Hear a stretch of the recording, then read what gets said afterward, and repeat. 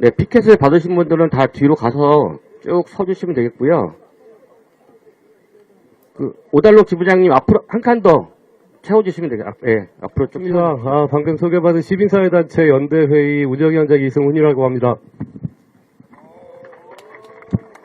예, 먼저 궂은 날씨에도 많은 기자분들이 취재에 응해 주셨는데요. 기자 여러분들께 감사하다는 말씀으로 기자회견을 시작하도록 하겠습니다. 그 전에 구호를 좀 같이 외치면서 이분들의 말씀을 기다려보도록 하겠습니다.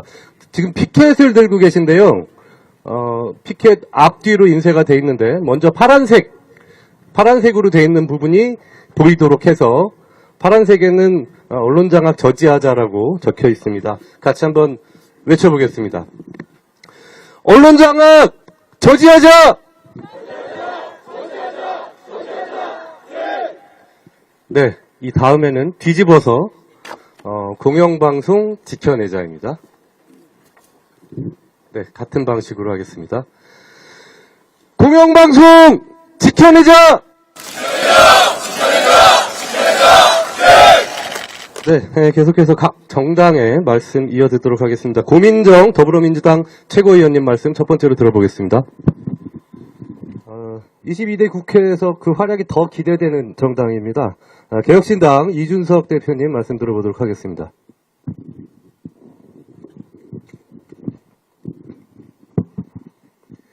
예, 개혁신당 이준석입니다. 사실 저는 오늘 이 자리에 참석하면서 만감이 교차합니다.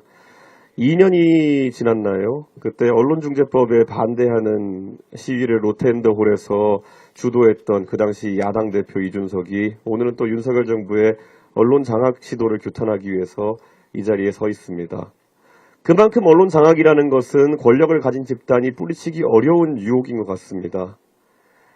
또다시 영화 반지의 제왕이 생각납니다. 이 언론 장악의 절대 반지를 놓치지 않기 위한 그런 권력자들의 움직임. 하지만 잊지 말아야 될 거는 그 절대 반지가 결국 그들을 파멸시킨다는 것들을 권력자들은 잊지 말아야 될 것입니다. 저는 지금 방심이나 이런 기관들이 사실 권력의 주구가 되어서 하고 있는 행동들에 대해서 강한 문제의식을 가지고 있습니다. 방심위가 어떤 위임받은 대단한 권력을 갖고 있기에 국민들에게 이야기하는 방송인들의 표현의 자유를 제약할 수 있는지, 그리고 그 안에 자의적인 잣대들은 어떻게 동작하고 있는지 이 의회가 집중적으로 감시하고 그에 대한 비판도 해야 될 것으로 생각됩니다. 만약에 방심위에서 언론인들의 개개의 발언을 그렇게 규약하는 분들이 만약에 기회가 주어진다면은 윤석열 정부에 대해서는 몇 점을 내릴지 한번 궁금합니다. 저라면 윤석열 정부에 대해서도 퇴출 명령, 경고 내령을 내려주실 것이다. 저는 이렇게 생각합니다. 앞으로 언론 장악을 하는 세력은 그것이 보수 진영이든 진보 진영이든 여든 야든 간에 국민의 심판을 받을 것이 명확합니다. 매번 선거 결과가 그것을 입증하고 있습니다. 언론중재법을 입법하려고 했던 집단은 대선에서 패배했고, 그리고 방송 3법의 입법을 막아세웠던 집단은 총선에서 패배했습니다. 이 간단한 진리를 꼭 깨우쳤으면 하는 생각입니다. 저도 어느 정치인보다도 언론에 의해서 띄워질 때도 있고 또 비판받을 때가 많은 인물입니다. 그러다 보니 그 과정 속에서 깨달은 것이 있습니다. 제가 잘하고 있을 때 저를 내려치는 것도 불가능하고 제가 못하고 있을 때 저를 띄우는 것도 불가능하다는 걸 알고 있습니다. 결국에는 정치인 그리고 정당이 잘했을 때 그것을 더 널리 알려주는 역할이 언론의 역할인 것이고, 못했을 때 더 널리 알려서 비판받을 수 있게 하는 것이 언론의 역할입니다. 그래서 윤석열 정부에게 경고하겠습니다. 절대 언론 때문에 윤석열 정부가 국민들의 비판을 받는 것이 아닙니다. 윤석열 정부는 음치이고 박치이기 때문에 지금 비판받고 있는 것이지, 절대 어떤 언론을 장악한다고 해서 명가수로 만들어줄 수는 없는 것입니다. 그렇기 때문에 정치를 똑바르게 하시고, 그리고 언론 장악 시도를 중단하시면은 오히려 국민들이 그 부분에 대해서 평가해 줄 것이다. 이렇게 말씀드리겠습니다.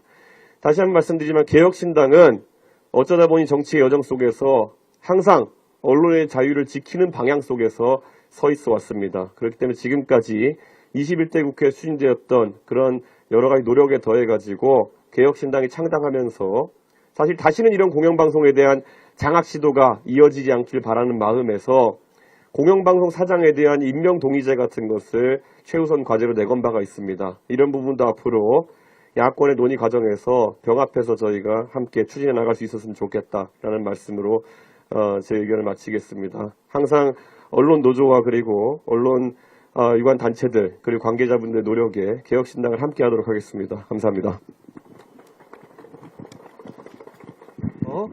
구호를 한번 외쳐보도록 하겠습니다. 지금 들고 계신 빨간색, 일단 빨간색 먼저. 공영방송 지켜내자!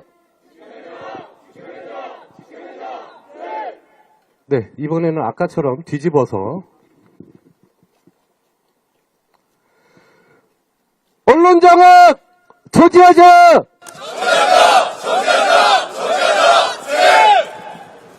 네, 방송 3법 제2법을 위한 각 정당의 노력도 매우 중요하겠지만 국회 바깥에서도 여러 노동 시민사회 단체들이 함께하고 있습니다. 다음은 그런 분들의 말씀을 이어 듣도록 할 텐데요. 고초를 겪고 계신 분들은 바로 현업 언론 종사자들일 것입니다. 윤창현 전국 언론노동조합 위원장님 말씀 듣도록 하겠습니다.